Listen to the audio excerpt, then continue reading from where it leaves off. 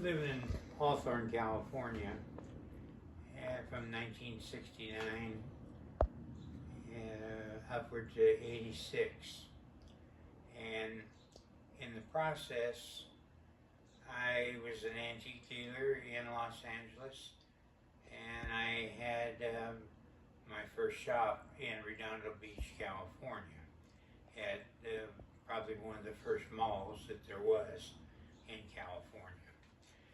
And I went to a celebrity golf tournament, which was mostly like movie stars of the 60s or basketball players of the 60s. And Ronald Reagan was there as governor of California. And I'm running around out there getting all the people's autographs. And I was just thinking to sell them. And that was my only thought, was to sell them. And there was other people chasing after the autographs, and there was one girl that I got friendly with, and her name was Lynette Fromme.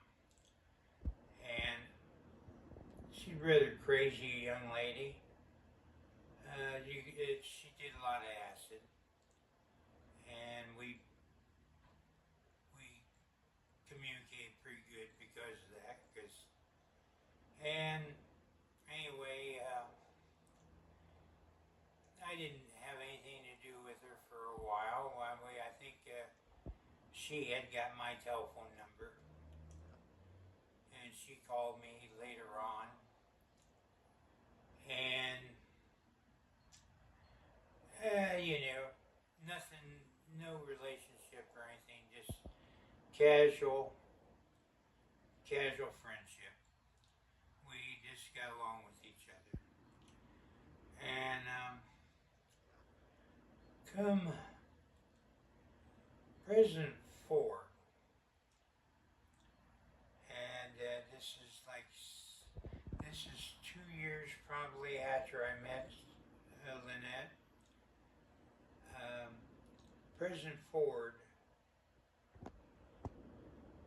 I believe Lynette tried to assassinate him, and she was, of course, arrested.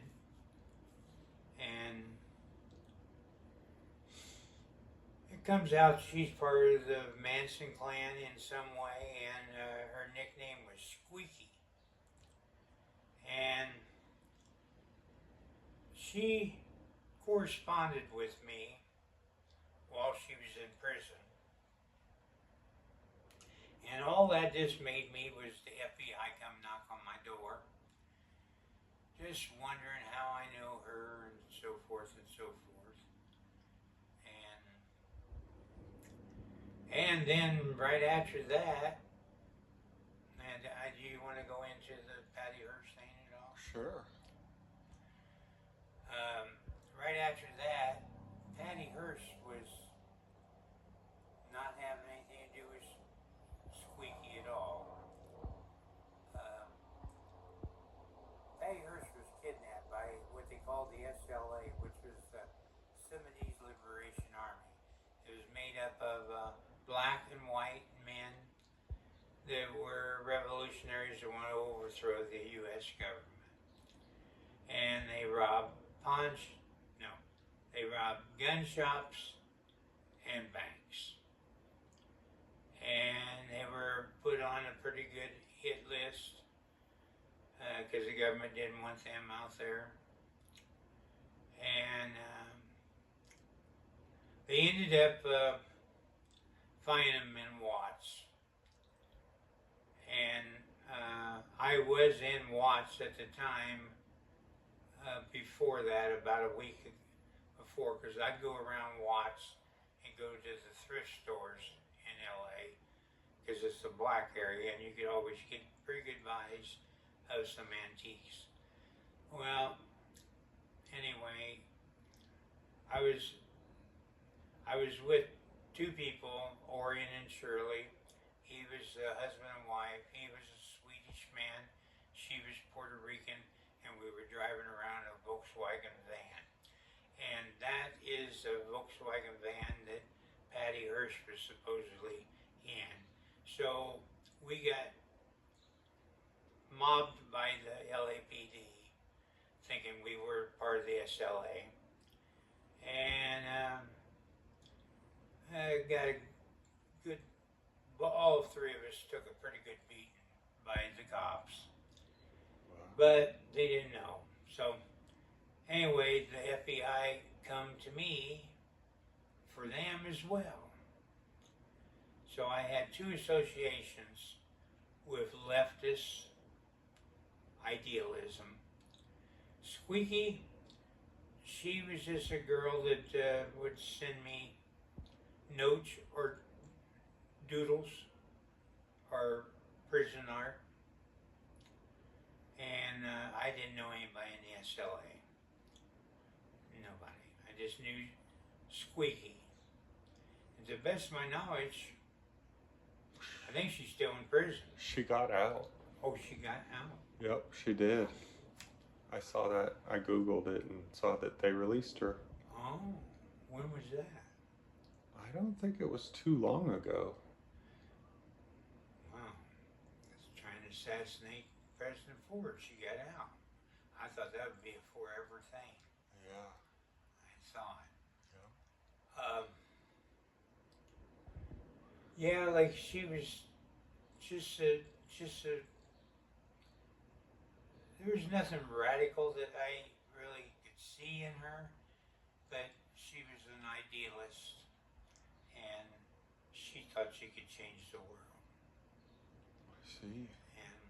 And That prison art she sent, at least the one piece I've got, is pretty amazing. it is. It's not too long after she got arrested either. Forget the date. Yeah, I don't remember the time span. When I met her, I'm gonna say that Lawndale, well, 71, 72. I see.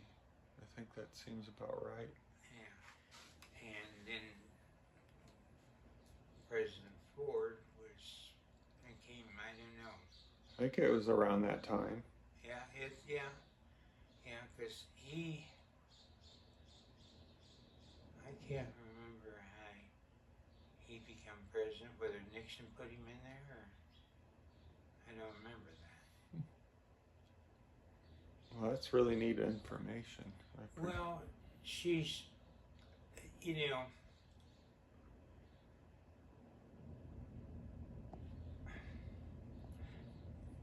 she was a pure idealist, had a sense of humor that was extreme, seemed to did way too much acid. Females, they just didn't do so good with acid. And I shouldn't be derogatory in that sense, but their emotional makeup just didn't go good with acid. See. But, enough said, I guess. That's very interesting. There's an autograph I got over here, and it's on a contract. I'm trying to remember his name. He was the beginning of the FBI. He was the one that got Dillinger. Oh. Not Herbert Hoover, is it? No, it's before him.